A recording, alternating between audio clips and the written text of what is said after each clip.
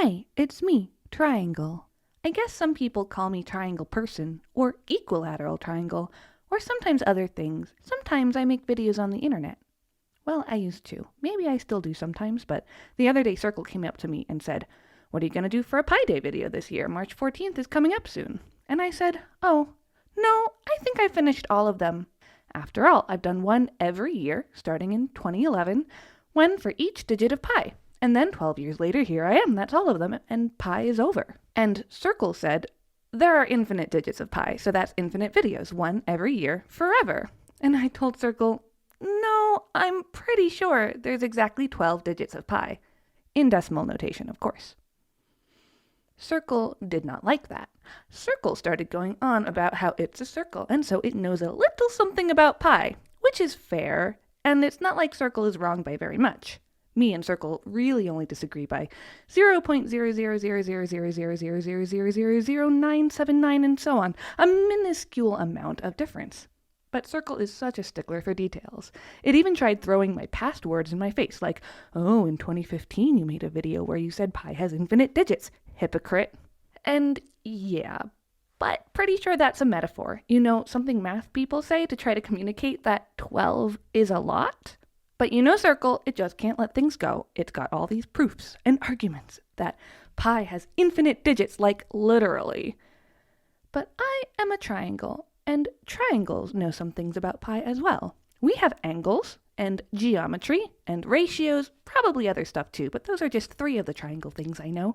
And I also happen to know that 12 is the right amount. So we made a bet. Circle says it will measure pi itself and show that it's got at least more than 12 digits, and that circles are the true authority on circle constants. And I bet Circle that even if I were a circle, I would still think pi were 12 digits, and to prove it, I would try to become a circle myself. Now, in the real world, it's no easy task to measure something with that much accuracy. But we are math, so we can do it. Circle found some sciences to help with measurement, and of course, the sciences were very excited to prove that pi is what they think it should be. The sciences scrunched their eyebrows and squinted at things, and I watched them get to work while eating a bunch of tiny triangles. Eventually, they declared that there must be a flaw in their equipment, or maybe a local anomaly, because they measured pi out to be exactly 12 digits, just like I said it was. But Circle didn't want to lose the bet, so they came up with the idea that pi did have infinite digits, but the universe has a slight curvature that makes circles just a little less big around than they would be if the world were flat. It's kind of like trying to wrap a nap Euclidean plane around a fruit sphere, Circle says, whatever that means. The sciences did some hypothesizing about what that would actually mean, and I watched them while snacking on slices of fruit-filled circly crusts. Their idea was that if the world is curved like an apple, a small circle shouldn't need to crinkle up very much.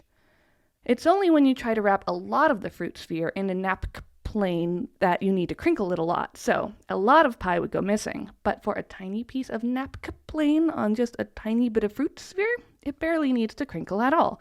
So they tried measuring a smaller circle to get more digits of pi, but it still came out to be exactly 12 digits. Circle thought something still must be messing with pi, so it came up with another hypothesis. Maybe the universe is just slightly cone-shaped, like a slice got taken out of the world, exactly equivalent to the missing piece of pi.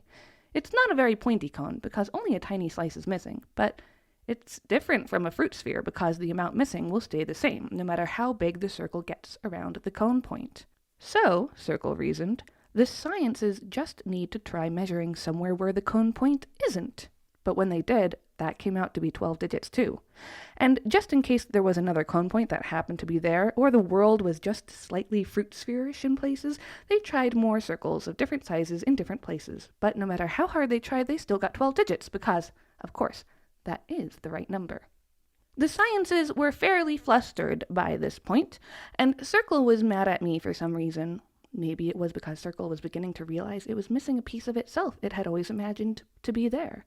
Or maybe it was mad at me because I was failing at becoming more like it thought a circle should be, because all the bits of pi I was eating out of the universe were only making me into a bigger and bigger triangle until I loomed over Circle and the sciences, and they were already freaking out about pi not being like they wanted it to be. So in that state of mind, Circle came up with its strangest idea yet.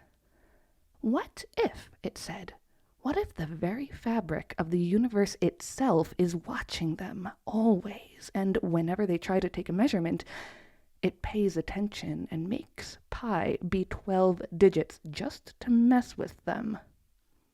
I don't think the universe is doing it to be mean. I think it just knows that 12 is a good number. And no one's perfect, but at least when sciences are watching, maybe the universe wants to look good, like straightening up your posture for a photo. It likes the aesthetic of 12 digits for the gram, and then it slouches into irrationality the moment no one's looking. Maybe someday standards will change and it will try to keep up. People think if the universe doesn't care about them, then it doesn't care about anything, but I think it's healthy for the universe to care about itself. How else are you supposed to keep going strong for billions of years? Anyway, Circle and I agreed to never talk about it again. I think I still win the bet, though. Happy Pi Day.